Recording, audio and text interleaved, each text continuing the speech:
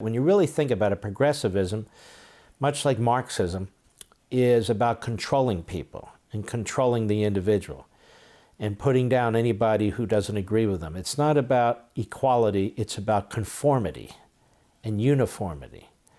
And the same applies to the progressive movement. They do not like the idea that you'll have different states with different death penalties or different abortion laws or different tax laws.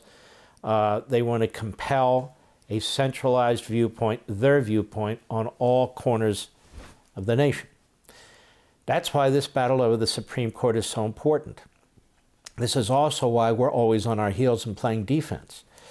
If you're a true constitutionalist, that is an originalist, you look at the Constitution and you try and apply the language, that is the text, to the law and events that are before the court.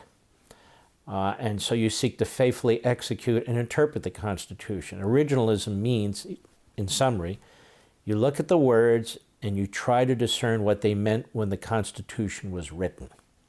Not in its modern evolution, but original. And the progressives, over 100 years ago, they found this to be way too confining.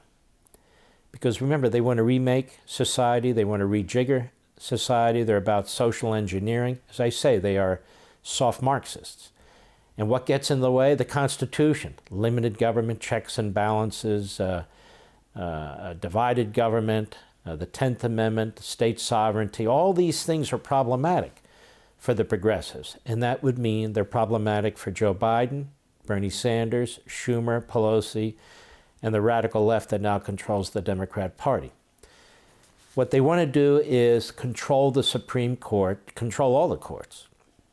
About 35 or so years ago, they decided to blow up the confirmation process, starting with Bob Bork, the infamous speech by Ted Kennedy on the floor of the Senate. Part of the cabal blowing up that process was none other than Joe Biden. None other in the House, when it came to the House Judiciary Committee, not the judicial process, you had later on Chuck Schumer. So these are the actors who were involved in destroying the confirmation process and destroying the various judiciary committees in the same process. So here we are today. This is why the Democrats are so angry that the President of the United States is actually going to follow the Constitution, nominate a candidate. The Senate will take it up. The Senate Republicans, as it appears as I speak, will confirm the nominee. If the Democrats controlled the Senate, they wouldn't be required to take it up and they wouldn't be required to confirm the nominee. And so what they were hoping is that the Republicans could be bullied, threatened, pressured enough not to take it up. The President of the United States is a very strong man, and he really does embrace the Constitution very strongly. And so he's nominating. The Senate Republicans, to their credit, to Mitch McConnell's credit, on judges, he's been very good. They say they're going to plow ahead. Murkowski of Alaska and Collins of Maine have said no. These are two individuals who choose not to follow the Constitution. And of course, historically, you've had 29 instances in which a president in the last year of his term or terms, or in a lame duck term as they call it, has made a nomination 29 different times by 22 different presidents of all parties. All parties, Whigs, Federalists, Republicans, Democrats. When you had a Republican Senate and a Republican president, as an example, they would confirm. If you had a Republican president and a Democrat Senate, they might not confirm. Democrat president, same thing. So there's nothing extraordinary going on here. But the Democrats feel this is their time. They're furious that Trump got elected president of the United States, which is why they have sought to destroy his campaign, sought to destroy his presidency in every way possible.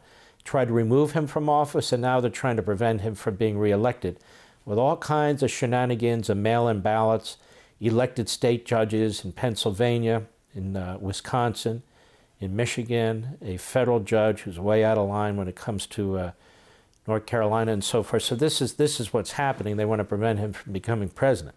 And they feel they can. And they also feel they own that Supreme Court as well as that Supreme Court seat. So what are they doing in response? Well, you've heard them. If the president goes forward and the Republican majority in the Senate confirm, which is perfectly legitimate in every respect, they say they're going to blow up the Supreme Court by stacking it with a number of justices who are radical leftists. So that would destroy the court. It would destroy any notion of an independent court that has as its goal the honest interpretation of the Constitution. So they would completely poison the Supreme Court. What else have they said? That they're going to add 4 Democrat senators to the Senate, through the District of Columbia granting it statehood and Puerto Rico granting it statehood. Okay, their goal there is to try and prevent the Republicans from ever having a majority again. Think about this. This is quite fascistic. What else have they said? They're going to abolish the filibuster rule. Now, why would they do that? So everything in that 110-page Biden, Sanders Communist Manifesto, and that's what it is. Take a look at it. It's online. They want to institute every damn piece of it, which will turn your lives and your family's life upside down and inside out. It's a disaster.